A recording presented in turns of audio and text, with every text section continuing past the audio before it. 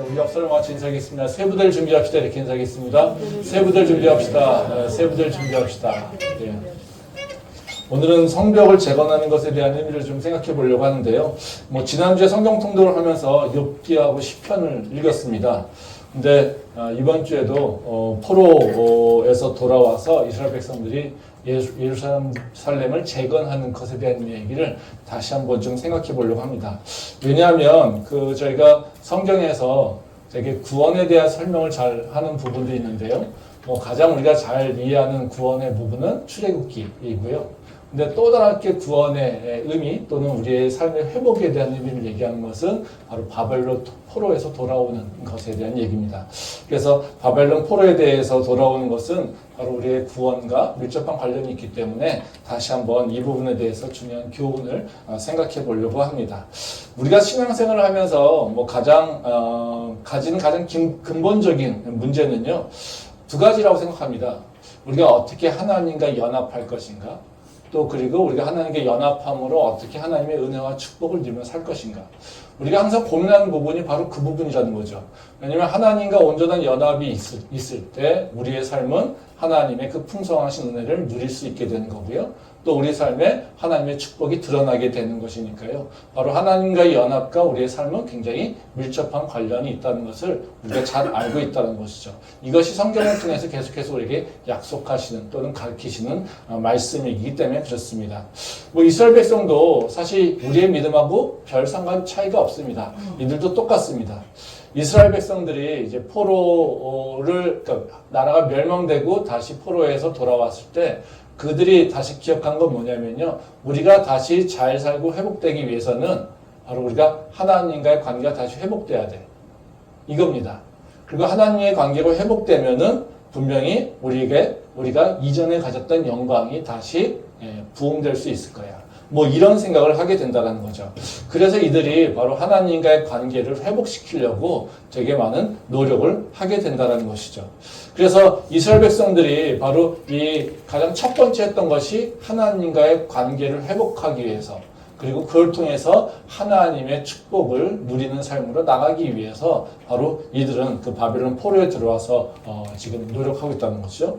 포로에 들어와서 지금 행동하고 있는 이스라엘 백성들의 모습은 우리의 모습과 되게 동일합니다. 우리가 하나님을 믿고 있다라면 우리가 하나님과 어떻게 하면 연합할 것인가, 또 어떻게 하면 하나님의 축복을 누릴 것인가, 그런 고민을 하지 않습니까? 그래서 우리가 하나님에게 뭔가 우리 삶이 고단하고 또 힘들고 어려움이 있을 때 우리가 좀 믿음이 있다라면 하나님과 다시 회복돼야 된다는 것을 다 알고 있기 때문에 그 회복에 대한 과정에 대한 고민을 하고 있다는 거죠.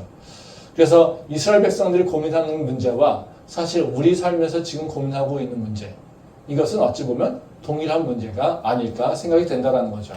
그래서 이 이스라엘 백성의 그 포로에서 돌아와서 회복하는 그 과정을 바로 역대하뿐만 아니라 우리가 지지난주 읽었던 에스라, 느헤미야, 에스더를 통해서 우리에게 보여주고 있다는 겁니다. 오늘 읽은 말씀은 느헤미야에서의 그 가장 시작이죠. 예루살렘 성벽의 재건에 대해서 얘기를 하고 있는 내용입니다. 느헤미야가 이제 바사라고 되어 있는데 이제 페르시아를 얘기합니다. 페르시아 왕국에서 일하면서 예루살렘에 대한 소식을 듣습니다.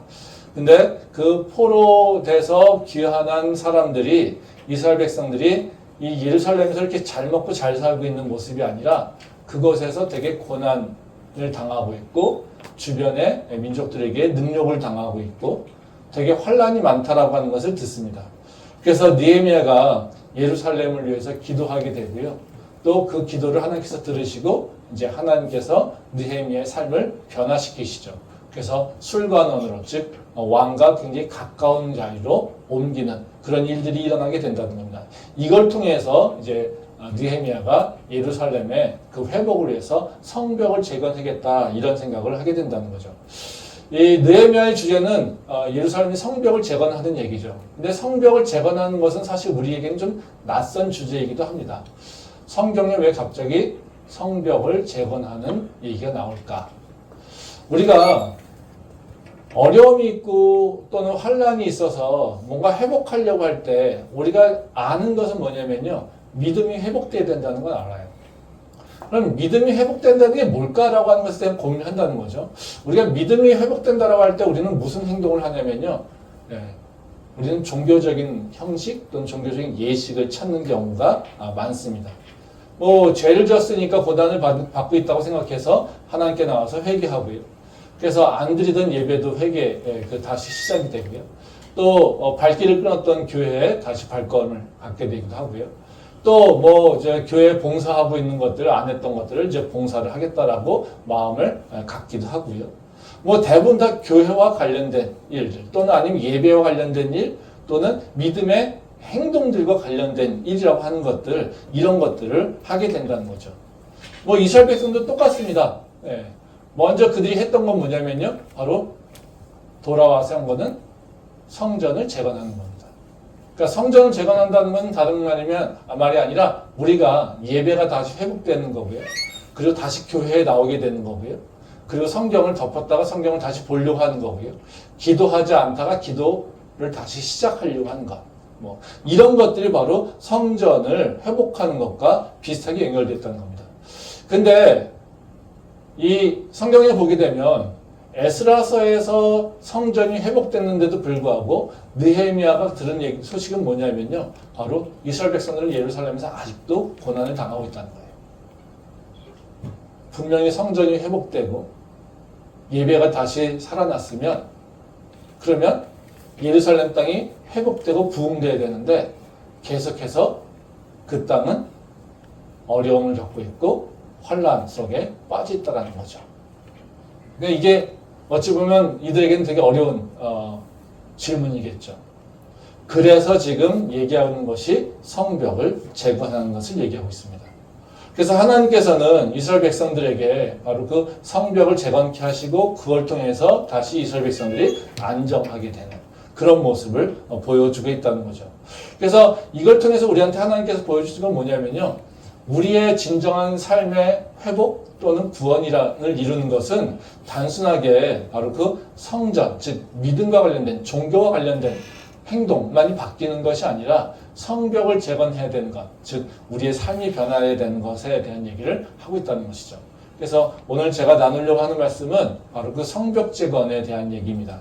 그래서 성벽을 재건해야 되는 이유가 무엇인가, 또 성벽에 대한 의미가 어떤 것이 있는 것인가, 또 이 성벽을 재건하려고 할 때 하나님께서는 우리에게 어떻게 반응하시는가, 뭐 이 부분에 대한 얘기를 좀 하려고 합니다. 구체적으로 얘기하면 딱 세 가지 질문인데요. 하나는 뭐냐면요. 포로에서 돌아온 이스라엘 백성들이 회복을 하기 위해서 어떤 가치 또는 어떤 노력을 하고 있는가라고 하는 것을 성경 속에서 찾아볼 거고요. 그리고 성벽을 재건하는 것의 의미, 즉 이스라엘 백성들이 변화된 일들이 뭐가 있는가 그 의미를 좀 찾아볼 거고요. 그리고 하나님께서는 이스라엘 백성들이 하나님께 나가려고 한 노력할 때 어떻게 반응하시는지, 즉 성벽 재건에 대한 노력을 할 때 어떻게 반응하시는지 그 부분에 대해서 같이 생각을 좀 해보도록 하겠습니다. 이제 첫 번째로 이제 이스라엘 백성들이 포로에서 돌아온 다음에 그들이 열심히 노력했던 그 목적 또는 그 방향성은 어디에 있느냐, 이걸 좀 우리가 좀 생각해 볼 필요가 있겠죠. 그것은 다른 것이 아니라요, 유대인들이 포로에 들어와서 하려고 했었던 건 뭐냐면 유대인의 정체성을 다시 회복하려고 했다는 거죠. 우리가 누군가? 우리가 하나님의 선택받은 백성인데 우리가 하나님의 선택받은 백성으로 합당한 모습으로 살아야 되는데 이것에 대해서 자기들은 회복하려고 노력했다는 겁니다. 말씀 한번 보겠습니다. 에스더 3장 1절부터 4절 말씀입니다.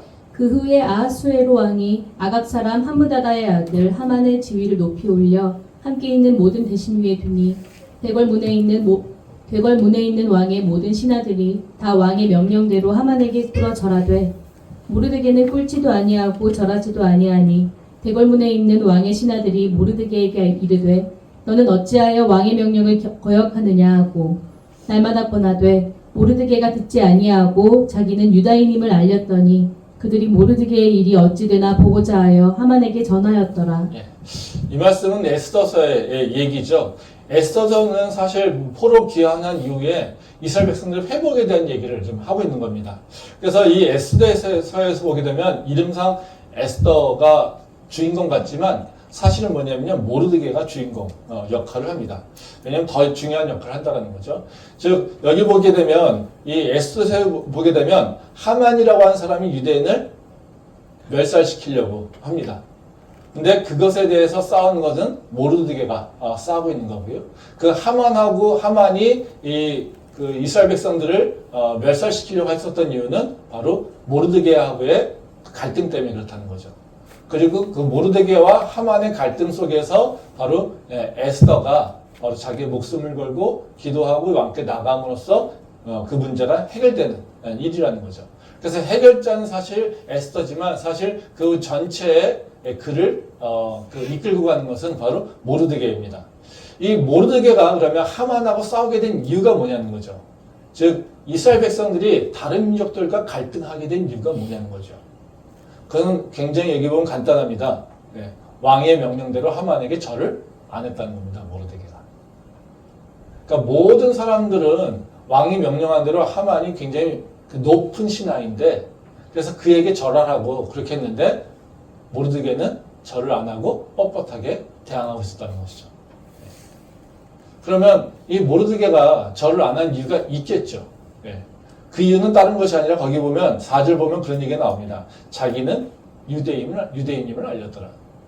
내가 절을 안 하는 이유는 유대인이야. 내 정체성은 유대인이기 때문에 그래. 그렇기 때문에 나는 절을 할 수 없어. 그러니까 하만의 개인적인 평가나 이런 것이 아니라는 거죠.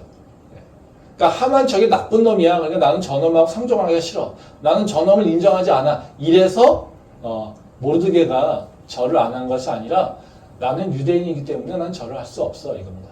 그러니까 아마도 이거는 왜 이런 일이 일어난지는 그 성경에 구체적으로 설명이 되지는 않는데요. 아마도 그런 것 같아요. 그 당시에 왕이라고 하는 것은 신 같은 존재잖아요. 그러니까 신이 명령해서 절하라고 하는 것은 아마 이 하만에게 표현하는 것은 아마 종교적 예식과 같은 그런 그 명령 또는 복종을 요구했던 것 같아요.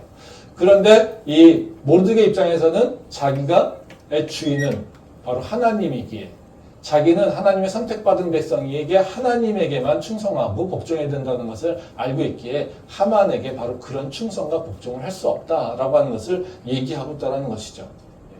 그러면 여기서 모르드게가 에스더에서의 가장 핵심적인 건 뭐냐면요. 바로 이스라엘 백성들이 자기의 정체성을 따라서 살려고 노력하다 보니 주변들과 충돌하게 되고 세상에서의 갈등이 일어나게 되고 세상에서의 탄압이 들어오게 된다는 겁니다. 이것은 뭐 단순하게 성전 건축했으니까 또 여기 땅이 있으니까 이 땅에서 우리가 좀 잘 먹고 잘 살아 이 문제로 싸운 게 아니라는 거예요. 무슨 문제로 싸우고 있냐면요. 나 유대인이야. 나 유대인이기 때문에 내가 지금 페르시아 왕의 그 지배를 받고 있지만 나는 유대인으로서 살 거야. 이것을 얘기하고 있다는 것입니다. 말씀 한번 더 보도록 하겠습니다. 에스라서 5장 9절부터 12절 말씀입니다. 우리가 그 장로들에게 물어보기를 누가 너희에게 명령하여 이 성전을 건축하고 이 성곽을 마치라고 하였느냐 하고 우리가 또 그 우두머리들의 이름을 적어 왕에게 아뢰고자 하여 그들의 이름을 물은즉 그들이 우리에게 대답하여 이르기를 우리는 천지의 하나님 종이라 예전에 건축되었던 성전을 우리가 다시 건축하노라.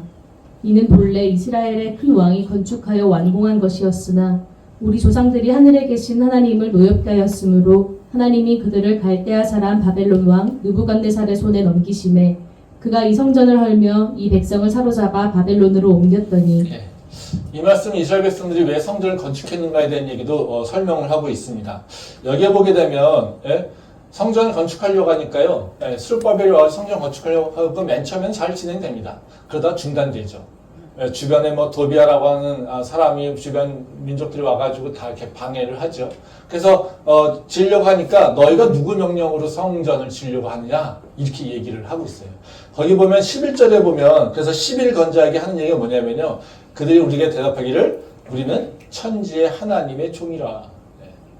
너가 지금 내 질문, 너가 누구의 명령으로 성전을 건축하려고 그래? 너희가 분명히 하나님의 종이라고 얘기했어. 내가 이거를 지금 왕에게 다 보고할 거야. 이렇게 얘기하고 있다는 거죠.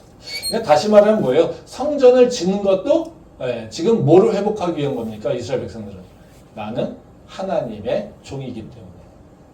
지금 너가 성전을 짓고 있는 것에 대해서 넌 누구의 명령으로 얘기하고 있는데 나는 누구의 명령이 아니라 하나님께서 나에게 명령하기 때문에 지금 내가 이 성전을 건축하고 있어. 이 얘기하고 있다는 거죠. 여기서도 에스라서에서도 지금 성전 건축하면서 가장 중요하게 얘기하는 게 뭡니까? 우리가 누구지? 내가 누구지? 내가 이것을 왜 하고 있지? 이것에 대해서 지금 분명하게 얘기를 하고 있다는 거죠. 하나님께서 우리에게 새로운 회복과 우리에게 새로운 삶으로 나갈 때 우리한테 가장 먼저 강조하시는 것은 뭐냐면요. 정체성의 회복이에요. 우리는 환경이 바뀌고요. 우리한테 뭔가 주변에 어떤 변화가 일어나기를 원하는데요. 하나님께서 우리를 변화시키는 과정은 뭐냐면요. 내 안에 나에 대한 생각이 바뀌게 되는 거예요. 그것이 하나님의 역사의 시작입니다. 말씀 한번 보도록 하겠습니다. 마태복음 5장 13절부터 14절 말씀입니다. 너희는 세상의 소금이니 소금이 만일 그 맛을 잃으면 무엇으로 짜게 하리요? 후에는 아무 쓸데없어 다만 밖에 버려져 사람에게 밟힐 뿐이니라. 너희는 세상의 빛이라. 산 위에 있는 동네가 숨겨지지 못할 것이요. 예, 이 말씀은 이제 여러분들 아시다시피 예수님이 우리가 누구인지에 대해서 설명하고 있는 얘기죠. 우리를 뭐라고 하십니까? 세상의 소금이고 세상의 빛이라고 얘기합니다. 그래서 너희가 짠맛이 있고 빛을 발할 때 너희는 버려지지 않고 너희는 오히려 가장 높은 곳에 올림을 받게 된다. 이 얘기를 하고 있다는 겁니다. 근데 이 말씀한 시기를 보게 되면 예수님의 사역과 보게 되면 예수님의 그 사역은 크게 하나님 나라의 복음을 가르쳐 주시고요. 그리고 하나님 나라의 복음을 전파하시고요. 그리고 또 병든 자를 고쳐주시는, 회복시키는 일이 일어난다는 거죠. 그러니까 그 사역이 언제 시작되냐면 바로 마태복음에서는 5장에서부터 시작됩니다. 4장, 5장부터 시작된다는 거죠. 마귀에게 시험을 받고 나신 이후에 바로 병든 자를 고치시고 그 다음에 산상수훈이 일어난다는 겁니다. 즉 하나님 나라의 복음을 선포하시는 거예요. 그러니까 내가 너희한테 뭘 가르치러 왔느냐? 다른 것이 아니라 하나님 나라의 복음을 내가 너희에게 가르쳐 주려고 해. 근데 그 하나님 나라의 복음, 즉 맨 처음 뭐라고 합니까? 심령이 가난한 자는 복이 있나니 해서 우리가 잘 알고 있는 팔복에 대한 얘기를 쭉 합니다. 그렇죠? 야, 어떤 자가 하나님 나라의 백성인 줄 알아? 이렇게 얘기를 하신다는 거죠. 그러면서 그 다음 뭐 하십니까? 바로 이 얘기예요. 너희는 세상의 소금이야. 너희는 세상의 빛이야. 이 얘기를 하고 있다는 거죠. 즉 예수님이 바로 우리를 구원하러 오시는 그 사역의 그 초기에 선포하시는 건 뭐냐면요. 하나님 나라의 백성은 이런 사람들이고 너희는 하나님 나라의 백성으로서 이 땅에서 소금과 빛으로 살아야 돼. 우리의 정체성을 얘기하고 있다는 것이죠. 이것이 바로 하나님께서 우리한테 새로운 삶으로 나가게 하는 방법이라는 거예요. 그래서 저희도 미얀마 아카데미에서 저희 청년들한테 얘기할 때 항상 저는 이 얘기를 많이 합니다. 너희는 세상의 소금이야. 너희 세상의 빛이야. 왜요? 미얀마 땅에 희망이 없잖아요. 소망이 없잖아요. 뭐 미얀마만 그런 게 아니라 우리가 생각하기에 다 그런 거잖아요. 근데 우리가 언제요? 그것을 이겨나갈 수 있는 방법은 내가 누군지, 내가 빛을 발할 수 있는 존재인지, 내가 짠맛을 낼 수 있는 존재라고 하는 것을 내가 기억할 때 우리는 짠맛을 내기 시작한다는 거죠. 그래서 우리가 하나님께서 우리한테 변화를 시작하는 건 뭐냐면요. 내 주변 세상이 바뀌는 것이 아닙니다. 뭐부터 바뀌냐면요. 나에게 생각하게 하세요. 내가 누구지? 나는 나를 누구라고 정의할까? 이것에 대한 생각을 하게 하신다는 거죠. 근데 우리가 지금 살면서 왜 하나님을 놓쳐버립니까? 우리는 내가 누군지에 대해 생각하지 않아요. 뭐만 생각합니까? 내가 가져야 될 것만 생각해요. 내가 이루어야 될 것만 생각해요. 내가 필요한 것을 채우는 것만 생각해요. 그러니까 어떻게 해요? 내가 내 모습을 잃어버리고 사는 경우가 너무나도 많다는 거죠. 우리가 매일같이 내가 무엇을 이룰까, 무엇을 성취할까 이런 것을 쫓아가면서 사는 삶 하나님께서 기뻐하실까요? 아니요. 절대 기뻐하지 않으세요. 하나님께서 그런 사람들에게는 오히려 더 경고하십니다. 말씀 보도록 하겠습니다. 고린도전서 3장 13절부터 18절 말씀입니다. 각 사람의 공적이 나타날 터인데 그날이 공적을 밝히리니 이는 불로 나타내고 그 불이 각 사람의 공적이 어떤 것을 시험할 것이니라. 만일 누구든지 그 위에 세운 공적이 그대로 있으면 상을 받고 누구든지 그 공적이 불타면 해를 받으리니 그러나 자신은 구원을 받되 불 가운데서 받은 것 같으리라. 너희는 너희가 하나님의 성전인 것과 하나님의 성령이 너희 안에 계시는 것을 알지 못하느냐. 누구든지 하나님의 성전을 더럽히면 하나님이 그 사람을 멸하시리라. 하나님의 성전은 거룩하니 너희도 그러하니라. 아무도 자신을 속이지 말라. 너희 중에 누구든지 이 세상에서 지혜 있는 줄로 생각하거든 어리석은 자가 되라. 그리하여야 지혜로운 자가 되리라. 이제 이 말씀은 이제 사도 바울이 고린도 교회에다가 훈계하는 얘기입니다. 고린도 교회가 뭐 열심히 있고요, 은사도 있고, 뭐 병고침도 일어나고요, 방언도 있고요, 예언도 있고요, 엄청나게 많은 은사가 일어나서요. 뭐 교회에서는 뭔가 이렇게 되게 활발하게 뭔가 일어나고 있는 거예요. 근데 사도 바울이 그들에게 얘기하는 것이 뭐냐면요, 야, 너희가 지금 이루려고 하는 거, 너희가 뭐 자랑하고 있는 것들, 이런 것들 한번 생각해보자. 그게 어떻게 다 되는지 아니? 마지막 때에 하나님께서 너희가 이뤘다고 자랑하는 것들 다 다시 심판하셔. 이겁니다. 거기 보면 13절에 보면 그겁니다. 그날이 공적을 밝히리니 너희가 막 자랑하고 이룬 것들 다 있잖아. 이제 다 불에다 딱 올려놓고 이게 진짜인지 아니지 다 평가하신다 이거예요. 그럼 뭐 한다고요? 불에 태운다는 거예요. 다 태워서 없애지게 된다는 거죠.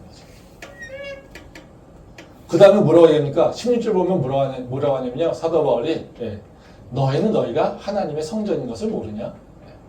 야, 너희가 맨날 뭐 사역한다고 그러고 뭔가 이렇게 잘한다고 그러고 뭐 말씀한다고 그러고 뭐 엄청나게 자랑하는 게 많지. 근데 너네는 너희가 누군지 아니? 이겁니다. 너희가 하나님의 성전이잖아. 이런 얘기예요. 너 스스로를 알아. 네가 누군지를 알아야지. 너희가 합당한 것을 행해야지. 그러면서 고린도 교회에다가 마지막으로 뭐라고 합니까? 18절에 보면요. 훈계합니다. 자신을 속이지 마. 너 스스로를 속이지 마. 이건 다시 말하면 뭐냐면요. 너가 누군지도 모르면서 너가 잘한다고 생각하지 마. 이겁니다. 너의 정체성하고 합당한 일이 아닌 것을 행하는, 그러면서 그것을 이루려고 무지하게 애를 쓰고 그리고 속앓려 하면서 뭔가 고민하고 그리고 내가 지금 수고하고 열심히 있다라고 자랑하고 있는 모습, 그 모습 다 속이는 거예요. 하나님 너한테 그런 거 기뻐하지 않으셔. 나중에 다 판단할 거야. 하나님께서 너한테 바라시는 것은 바로 너가 하나님의 전으로서 온전하게 살아있는 거야. 이것을 얘기하고 있다는 거죠. 다시 말하면 뭐예요? 우리는요, 어떻게 사냐면요, 앞으로 내가 뭘 하지? 내가 뭘 이루지? 내가 무엇을 먹고 살지? 앞으로 내가 이룰 것들에 대해서 엄청나게 고민하면서 살아요. 근데 그 고민을 하다가 살다 보니까 뭐예요? 누굴 놓쳐버려요? 나를 놓쳐버려요. 내가 누군지. 그런 우리에게 하나님은 뭐라고 하면요. 너의 회복은 네가 너 자신을 다시 정의하는 것부터 시작돼. 이것을 얘기한다는 거예요. 그러니까 지금 이스라엘 백성들이 바로 포로에서 돌아와가지고 예루살렘을 재건하려고 하니까 하나님께서 이들에게 지금 가르치고 있는 게 뭡니까? 너의 정체성을 다시 회복해. 그래서 이스라엘 백성들도 말씀을 알고 있는 사람들은 지금 뭐라고 합니까? 나는 유대인인데, 나는 하나님의 선택받은 백성인데, 나는 하나님의 구원의 은혜를 누리는 자인데, 나는 하나님과 동행하는 자인데, 나는 하나님의 축복을 누리는 자인데, 이것에 대해서 다시 기억하게 하신다는 거예요. 그래서 우리가 아무리 바쁘게 살고 있지만요, 항상 기억해야 돼요. 내가 누군지 나를 돌아봐야 돼요. 내가 누군지, 그래서 그것이 내 정체성과 합당한 모습으로 행동하고 있는지 내가 그걸 살펴봐야 돼요. 아멘.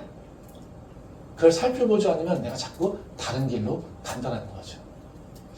우리가 예수님을 잘 믿는 믿음이 성장하는 것의 가장 큰 적은 뭐냐면요, 분주함입니다. 사실 저한테도 가장 큰 도전이 뭐냐면요, 분주함을 이기는 거예요. 이 세상에 바쁘지 않은 사람이 있습니까? 바쁘지 않은 사람 하나도 없어요. 다 일이 많아요. 누가 가장 바쁩니까?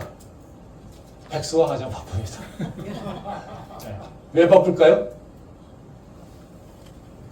분별이 안 되니까 가장 바쁜 거예요. 내가 뭘 해야 될지를 분명할 수 있는 사람은요, 바쁘지 않아요. 근데 백수가 가장 바쁜 일은 뭐냐면요, 내가 뭐를 해야 될지 기준이 없기 때문에 가장 바쁩니다. 가장 바쁘게 다 살아갑니다. 근데 그 바쁨이 우리의 모든 것들을 다 보호하냐? 또 아니면 우리의 삶에 대해서 증명하냐? 또 아니면 우리 삶을 지키는 뭔가 구동력이나 원동력이 될 수 있느냐? 전혀 그렇지 않다는 거예요. 크리스천들에게 있어서는, 크리스천들은요, 삶은요, 조금 단조로워야 됩니다. 대부분 다 우리 믿음의 그 선배들이 얘기하는 건 뭐냐면요, 단조로운 인생을 살라는 거예요. 조금 간단한 인생. 네. 왜 그렇습니까? 크리스찬으로서 믿음이 잘 온전해지면 그 삶이 간단해질 수밖에 없어요. 왜요? 해야 될 것과 하지 말아야 될 것들이 분별되니까. 그리고 우리는 쓸데없는 염려와 걱정을 할 필요가 없으니까. 그래서 그 삶이 간단해질 수밖에 없어요. 근데 우리가 길이 없으면 어떻습니까? 되게 바빠요. 이것저것 모든 것들을 이루어야 되니까.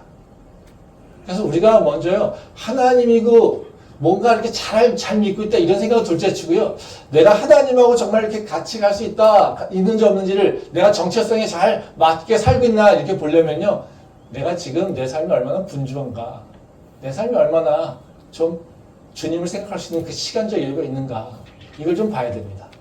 저도 막 바쁘게 살다가요, 말씀 준비한다고 딱 앉아있으면요, 멍해가지고 아무것도 생각 안 납니다. 그 바쁘게 살면요, 하나님하고도 사실 저도 멀어지게 됩니다. 그것을 먼저 우리가 경계해야 돼요. 다른 것을 경계해야 되는 것이 아니라, 그래서 나를 돌아볼 수 있는 시간을 항상 갖는 게 중요하다는 것을 우리가 다시 한번 깨우치면 좋겠습니다. 좀 두 번째는요, 이게 크리스찬이 정체성을 회복하는 것과 성벽이 무슨 관련이 있냐는 거죠. 우리가 하나님의 백성으로서 사는 거하고 이 성벽을 건축하는 거하고 무슨 상관이 있냐는 겁니다. 이건 다른 것이 아니라 성벽은 어떤 걸 얘기하는 거냐면요, 바로 우리의 구별됨을 얘기하고 있습니다. 그러니까 내가 하나님의 구별된 자로서 거룩함을 드러내는 것이라는 거죠. 단순히 예배드리고 이런 것이 아니라요, 내 삶 자체가 거룩하게 구별됨, 그리고 내 삶 속에서 바로 구별됨이 드러나야 된다는 것을 얘기하고 있어요. 말씀 한번 보겠습니다. 느헤미야 1장 2절과 3절 말씀입니다. 내 형제들 가운데 하나인 하나니가 두어 사람과 함께 유다에서 내게 이르렀기로 내가 그 사로잡힘을 면하고 남아있는 유다와 예루살렘 사람들의 형편을 물은즉 그들이 내게 이르되 사로잡힘을 면하고 남아있는 자들이 그 지방 거기에서 큰 환난을 당하고 능욕을 받으며 예루살렘 성은 허물어지고 성문들은 불탔다 하는지라. 이제 이 말씀 이제 느헤미야가 성벽을 재건하려는 이유에 대해 설명하고 있죠. 느헤미야가 이제 페르시아 왕궁에서 있을 때 예루살렘 솔직히 들었잖아요. 근데 분명히 이제는 성전이 재건됐으니까 잘 살아야 돼요. 근데 그 잘 살게 되지 못한다는 거죠. 그러니까 이걸 좀 이해하시려면 좀 그 에스라하고 느헤미야하고 에스더의 그 관계를 조금 이렇게 봐야 돼요. 그러니까 슬라이드 있으시죠? PPT. 예.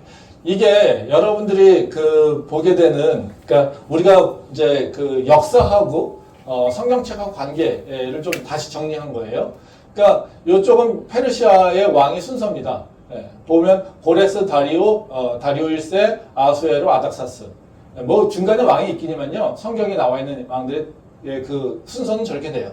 근데 책들은 어떻게 되냐면 에스라, 에스더, 느헤미야 요 순서예요. 예. 그러니까 우리는 에스라하고 느헤미야하고 그 다음에 에스더가 나오잖아요. 근데 사실 역사를 보게 되면요, 바로 느헤미야 전 에스라와 느헤미야 사이에 에스더가 있어요. 그러면 성전이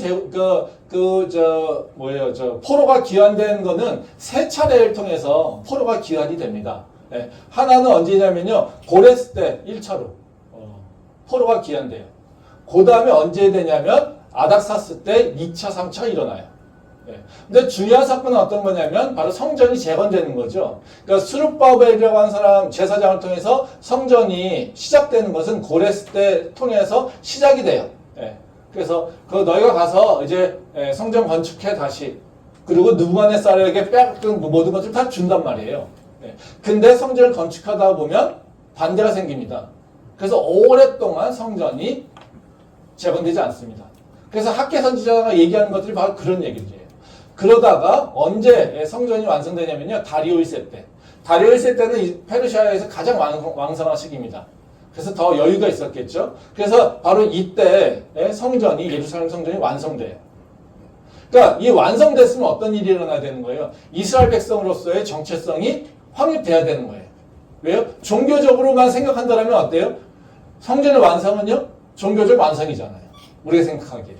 내가 교회 안 나오다가 교회 나왔어요. 나 이제 믿음이 회복된 거잖아요. 그쵸? 네. 내가 기도 안 하다가 기도하기 시작됐어요. 나는 믿음이 회복된 걸로 생각하잖아요. 그쵸? 네. 그럼 우리가 기대하는 게 뭡니까? 내 삶이 바뀌어야죠. 그쵸? 내 삶에 하나님의 역사가 일어나야 되고요. 내 삶이 좀 평안이 있어야 되는 거고요. 기도 좀 했더니 뭔가 내 삶에서 뭔가 새로운 사람들의 도움자가 생기게 되는 거고요. 우리가 그런 걸 기대하는 거잖아요. 근데 성경은 그렇게 얘기하지 않는다는 거예요. 성경은 그 다음에 바로 그 예루살렘 성전 이후에 일어나는 사건은 뭐냐면요, 에스더 사건이에요. 에스더 사건은 뭡니까? 완전히 정체성을 말살시키려고 하는 정책이에요. 생각해보세요. 이스라엘 백성들이 바벨론에서 포로가 돼가지고요, 멸망돼가지고 포로로 갔잖아요. 그래서 다시 하나님께서 은혜에서 고레스 칙령을 통해서 바벨론에서 다시 돌아왔어요. 그리고 성전까지 재건됐습니다. 그러면 이스라엘 백성들이 뭘 기대하겠습니까? 예루살렘의 부흥이죠. 근데 뭘 만납니까? 에스더의 사건이에요.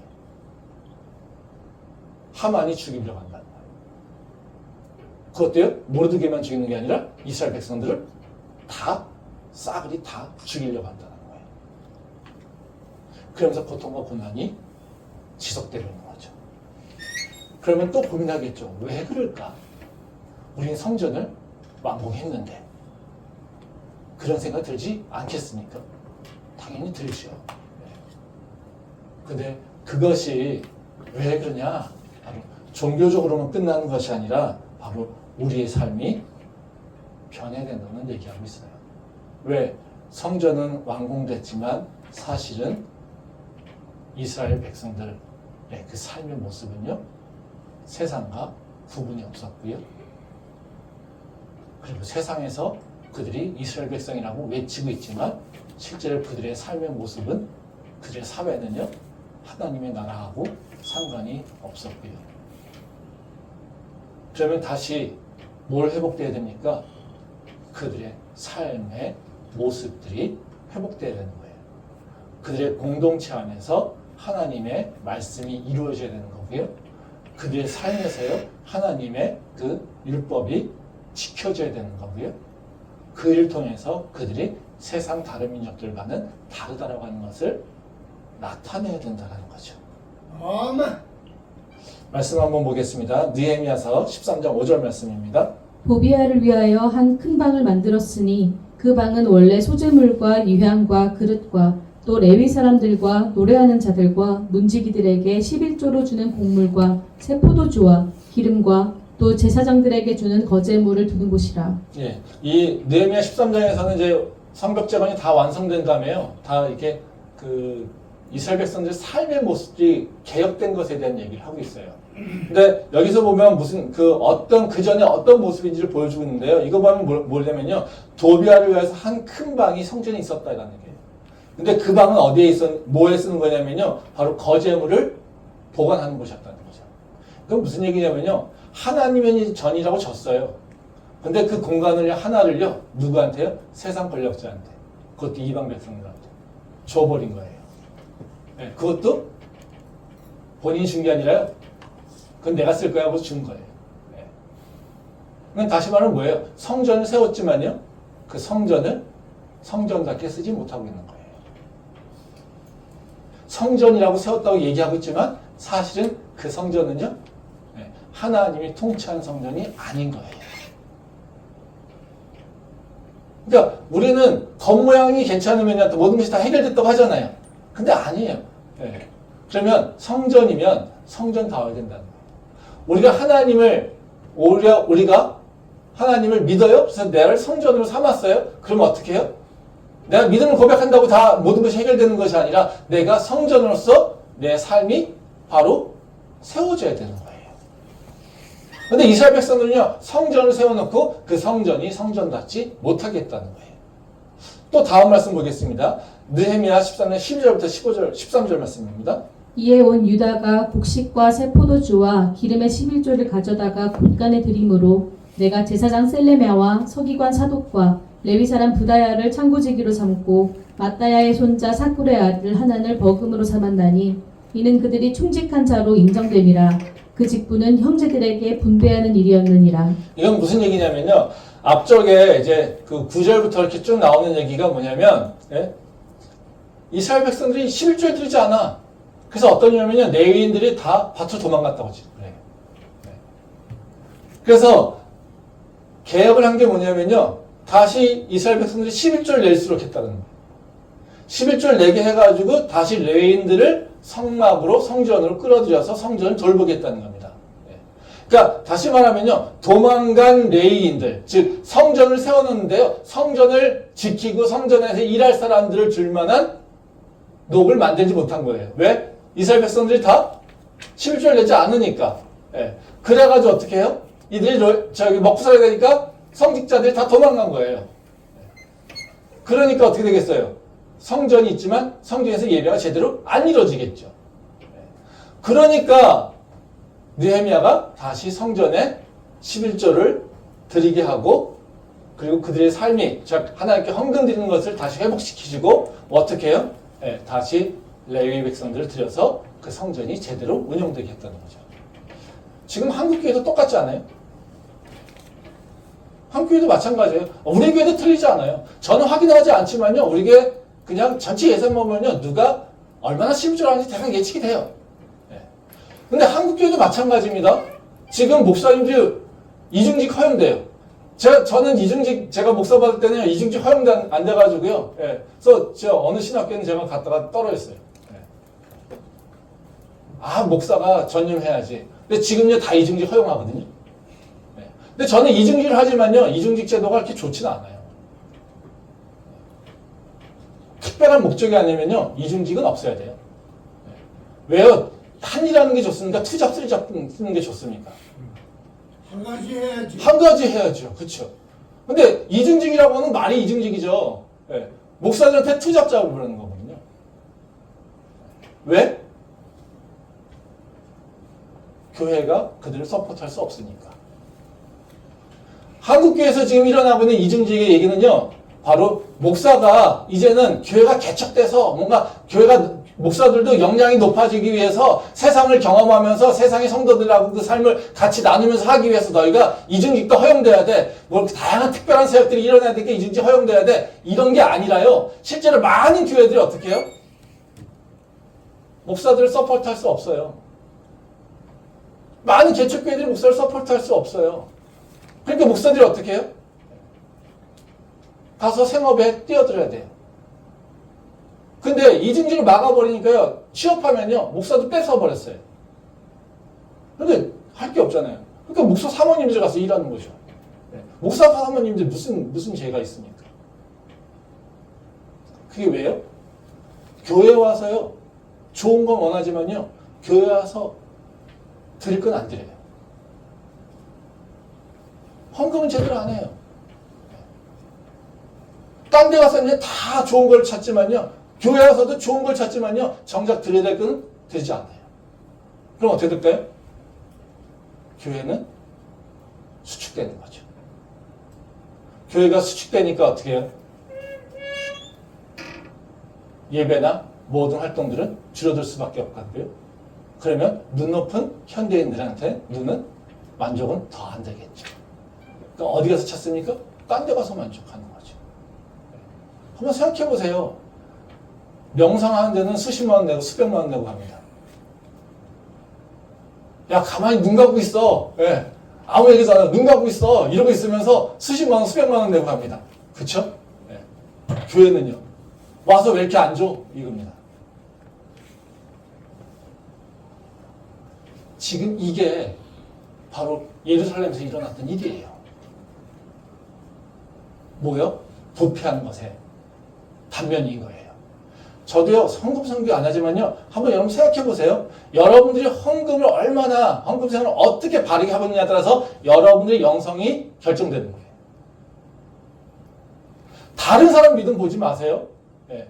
여러분들의 영성은 여러분들이 얼마나 하나님께 헌금 생활을 바르게 하느냐에 따라 평가될 수 있어요.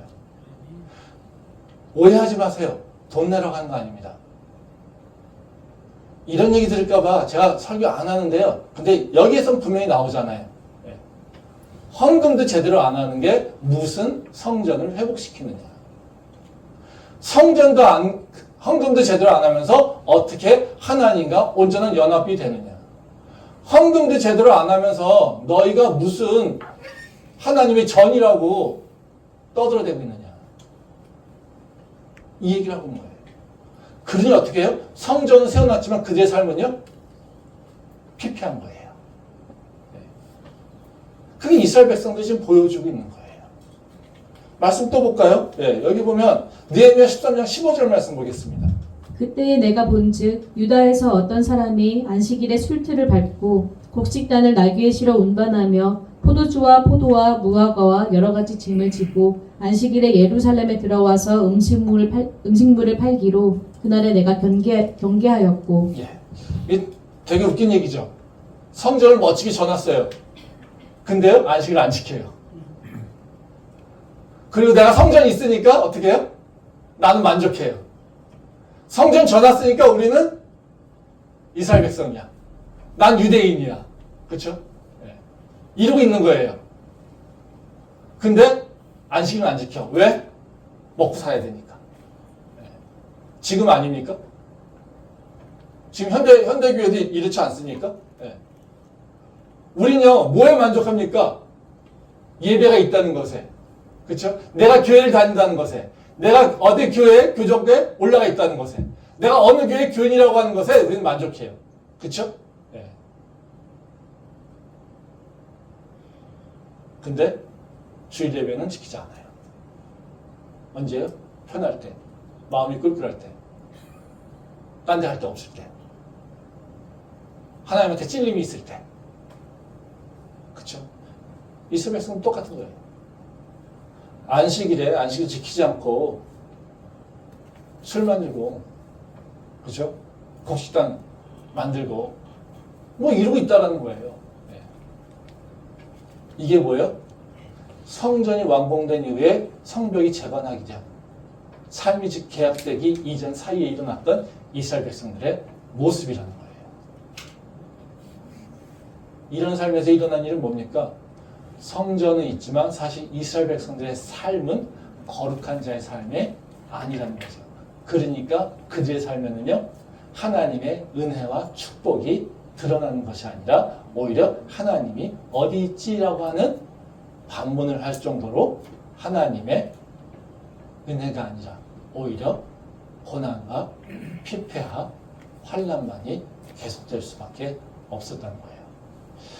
성벽의 재건은요, 뭘 의미하냐면요, 우리 삶에서 우리의 거룩함이 회복되는 거예요.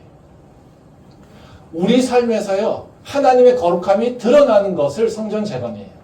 즉, 우리 삶이 하나님과 딱 중심에 하나님을 붙잡고 있죠. 그게 바로 성전이에요. 근데 그 붙잡고 있는 걸로 만족되는 것이 아니라요, 그 내 마음속에, 내 영 가운데 하나님이 바로 중심에 있는데 그 중심된 것이 어떻게 해요? 내 삶에서 드러나야 되는 거예요. 즉, 내 삶이 하나님의 전으로서 온전하게 모습이 드러나야 되는 거예요. 나타나야 된다는 거죠. 즉, 믿음과 삶이 함께 가야 된다는 거예요. 아멘. 그게 성벽을 재건한 것을 얘기합니다. 거룩함은요, 바로 이 구별된 속에서 나타난다는 거예요. 근데 이게 쉽습니까? 쉽지 않죠. 네. 그래서 우리는 뭘 해야 됩니까? 우리는 그저 하나님한테 나가지만 뭘 기대합니까? 하나님께서 우리의 열심과 기대, 그 노력에 반응해 주시기를 기대하며 나가는 거예요. 그럼 하나님께서 어떻게 반응하실까요? 우리가 세상에서 연약한 자로, 세상에서 실패할 수밖에 없는 자로, 세상의 권력에 도저히 대항해서 싸울 수 없는 자, 그런 자의 모습으로 있지만, 우리가 그런 환경 가운데서도 내가 하나님의 자녀임을, 하나님에게 구원받은 자라고 하는 것을 내가 드러내려고 할 때, 하나님은 우리 삶 속에서 하나님의 능력과 그 기적들이 나타나게 하신다는 거예요. 그래서 하나님의 기적을 경험할 수 있다는 겁니다. 말씀 보겠습니다. 에스더 7장 9절부터 10절 말씀입니다. 왕을 모신 내시 중에 하르보나가 왕에게 아뢰되 왕을 위하여 충성된 말로 고발한 모르드게를 달고자 하여 하만의 높이가 50규빗 되는 나무를 준비하였는데 이제 그 나무가 하만의 집에 섰나이다. 왕이 이르되 하만을 그 나무에 달라 하매 모르드게를 매달려고 한 나무에 하만을 다니 왕의 노가 그치니라. 이 말씀은 이제 에스더의 결론 부분이죠. 하만이 유대인을 멸족시키려고 그 표상으로 모르드게를 이제 나무에 걸어서 죽이려고 한 거예요. 네. 근데 그 계획이 어떻게 해요? 뒤바뀌어졌죠. 그래서 결론은 어떻게 됩니까? 권세자 하만이 그 힘없는 모르드게를 죽이려고 준비한 그 나무 꼭대기에 매달려서 죽게 된 거예요. 세상의 표현을 보게 되면 모르드게와 바로 그 하만은요, 비교가 되지 않는, 싸움이 되지 않는 존재예요. 하만은 어떻게 해요? 왕과 개욱 가깝고요. 그리고요, 마구 명령할 수 있고요. 그리고 모르드게와 에스더는요, 에스더는 오랫동안 왕에게 부름받지 못한 자고요. 그리고 왕에게 부름받지 않은 상태에서 나가게 되면 죽음을 당할 수도 있고요. 그래서 에스더의 그 1장에 보면 뭐가 나옵니까? 그 전 부인, 즉 에스더의 그가 왕후가 되는 이유는요, 그 왕비가 왕의 말을 안 들었기 때문에 그래요. 그렇게 왕의 권세가 셌던 데예요. 근데 그런 상황 가운데서 어떻게 해요? 에스더는요, 자기가 왕에게 나가서 자신의 그 간청을 드린다는 거죠. 뭐 때문에요? 이스라엘 백성들을 위해서. 이스라엘 백성들이 다시 하나님의 은혜를 누리게 하기 위해서. 그랬더니 결론은 어떻게 됩니까? 네. 바로 이런 하나님의 그 기적이 나타나는 거죠. 성경에 보면 이런 기적들이 많이 나타나잖아요. 근데 사실 우리는 이런 거를 읽을 때 이렇게 마음이 어때요? 읽으면 되게 기쁘죠. 근데 이건 누구의 일입니까? 성경 속의 일, 그렇죠? 에스더의 일, 모르드게의 일. 내 일은 아니죠, 그렇죠? 네. 그래서 우리는 항상 어떻게 해요? 성경에는 이런 일이 많이 일어나는데 내 삶에는 안 일어나. 뭐 이게 대부분 하는 얘기예요. 예, 다른 레퍼토리가. 예. 뭐 하나님께서 이렇게 능력 있고 야 성경을 봐 이런. 근데 내 삶에서는 안 일어나요. 그렇죠? 예. 왜 안 일어날까요? 뭐 여러 가지 이유가 있을 수 있겠죠. 케이스 바이 케이스로 다를 텐데요. 제가 보기엔 두 가지인 것 같아요. 예. 하나는 뭐냐면요. 아까 얘기했듯이 나를 돌아보지 않기 때문에 그래요. 나를 돌아보지 않으니까, 내 삶을 돌아보지 않으니까 내 삶에서 역사하시는 하나님의 그 발자국이 보일까요? 안 보일까요? 안 보이죠. 안 보이죠. 제가 얼마 전에 아는 교수님하고 이렇게 이런저런 얘기를 하다가, 뭐 젊은 교수님입니다. 이런저런 얘기를 하다가 그런, 뭐 이렇게 인생 얘기하고 뭐 그렇게 얘기를 했어요. 뭐 그러다가 그 교수님한테 얘기를 들은, 신앙이 있는, 이제 신앙이 초기에 있는 분이에요. 그런 얘기 하더라고요. 아, 내가 어느 날 연구실에 딱 앉아가지고 있으면, 와, 내가 어떻게 여기 와서 앉아있지? 정말 감사한 일이네. 야, 내가 이렇게 여기에 와서 앉아있을 줄은 생각도 못했는데 정말 내가 이 연구실에서 교수가 돼가지고 애들 가르치면서 이 연구하고 있다는 것 자체가 참 감사해. 예. 이런 마음이 든다는 거예요. 근데 어느 날 또 이렇게 앉아있으면요. 그 연구실이 답답해가지고 와 연구 뭐 해야 되고 실적 내야 되고 할 일은 막 쏟아져 오고 야 근데 그러면 내가 왜 교수가 됐지? 야 이거 어떡하지? 이것도 내야 되고 저것도 해야 되고 야 내일 뭐 하지? 염려가 막 밀려든다는 거예요. 어느 날은 하나님 감사합니다. 내가 도저히 할 수 없는 일을 나한테 이렇게 역사하셔서 내가 이 자리에 앉게 하셨네요. 또 어느 날은 하나님 나한테 왜 이렇게 고난을 주시면서 내가 지금 해야 될 일이 너무 많은데요. 내 삶을 어떻게 인도하시려고 이러십니까? 염려와 걱정, 근심이 막 밀려드는 거죠. 그러면서 고백하는 건 뭡니까? 내 인생이 내 마음대로 되지 않더라.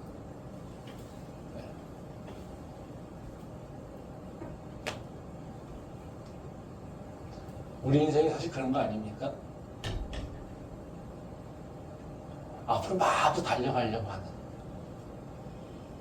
그러면서 달려가려고 할 때마다 걱정과 근심과 염려가 밀려오는 인생.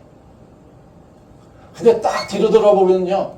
하나님의 은혜와 인도하심이 보이는 인생.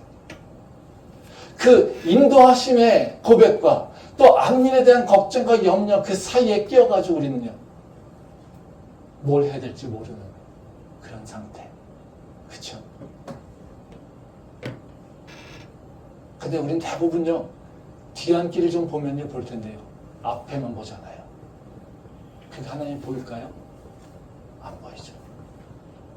뒤를 돌아보고 내가 온 인생을 보면 하나님의 발자국이 보이는데요. 내 앞으로 갈 것을 보게 되면요, 믿음이 없이는 그 하나님의 발자국을 절대 볼 수 없습니다. 아멘. 앞에는요, 근심과 걱정과 도전할 것밖에 없어요. 그러니까 믿음의 눈으로 바라보지 않고서는요, 절대 하나님의 흔적을 바라볼 수 없다는 거죠. 그게 우리가 내 삶에서 하나님의 인도하심과 하나님의 그 기적이 보이지 않는 부분이에요. 또 다른 하나는 뭐냐면요, 우리가 하나님의 백성으로서 내 정체성을 드러내지 않으려고 하기 때문에 그래요. 한번 보세요. 열심히 와서 기도합니다. 나 크리스찬이야. 이렇게 얘기합니다. 근데 우린 세상 나가서요? 크리스찬들 얘기합니까? 하나님 은혜라고 고백합니까? 하나님께서 인도하실 거라고 우린 선포합니까? 안 해요. 안 하잖아요. 하나님께서 뭔가 새 일을 하실 거야? 우리 얘기합니까? 하나님께서 뭔가 우리한테 우리가 보지 못하고 있는 새 역사를 우리한테 이루실 거야. 그런 기대감에 대한 기도가 선포가 있습니까? 없잖아요. 예레미야한테 하나님께서 뭐라고 하십니까? 야, 너는 내게 부르짖으라 얘기하시지 않습니까? 너가 너에게 부르짖을 때 내가 너에게 보이지 않는 크고 신비한 것을 너한테 보여준다고 얘기하지 않습니까? 부르짖을 때 너가 보지 못하는 일, 너가 상상하지 못하는 일, 그 일이 너에게 일어날 거야. 그러니까 너는 볼 거 생각하지 말고 보이지 않아도 내게 부르짖어. 이게 하나님께서 우리한테 원하시는 거 아닙니까? 한번 생각해 보십시오. 내 친구들에게, 내 주변 사람들에게 나는 금요일에 나는 가서 하나님께 기도해야 돼. 나는 어떤 일이 있어도 주일날은 예배 드려야 돼. 왜? 하나님이 내 삶의 주인이기 때문에. 고백하시는 분 계십니까? 내 직장에서 그 고백하면서 시간을 떼어놓은 적 있습니까? 내가 공부하면서 이 시간은 예배 드리는 시간이지, 이 시간은 기도하는 시간이지, 이 시간은 하나님한테 뭔가 봉사하는 시간이지, 떼어놓고 그것을 하나님께 온전히 드려본 적이 있습니까? 내 삶에서 하나님이 행하실 일들을, 내가 하나님의 백성이라는 것을, 내가 하나님의 바로 종이라고 하는 것을 내 삶에서 드러내면서 나는, 내 삶은 내가 이루는 것이 아니라 하나님이 이루는 것이야 라고 하면서 하나님을 내 삶에서 증명하려고 하신 분이 있습니까? 그런 도전이 없는데 어떻게 하나님이 내 삶에서 기적이 일어날 거라고 생각합니까? 기적이 일어나도요, 우리는 몰라요. 하나님의 손길이요. 우리를 붙잡아야 돼요. 우리는 그 손길이 하나님의 손길인지 몰라요. 그러니까 맨날 뭐라고 합니까? 나한테만 역사가 안 일어나요. 나한테만 하나님이 보이지 않아요. 근데 한번 생각해 보십시오. 하나님의 도움 없이 내가 살아갈 수 있었을까? 스스로 자문해 보십시오. 나한테만 안 일어난다고 얘기할 수 있는지. 우리가 크리스찬으로서 해야 될 일은 뭐냐면요. 내 삶에서 하나님이 증명돼야 돼요. 세상이 뭐라고 해도요.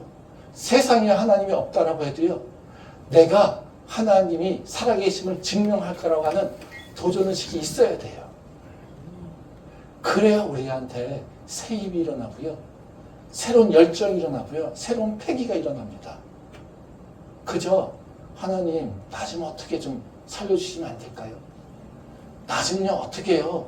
잘 먹고 잘 살게 해주시면 안 될까요? 이런 삼류의 기도 말고요.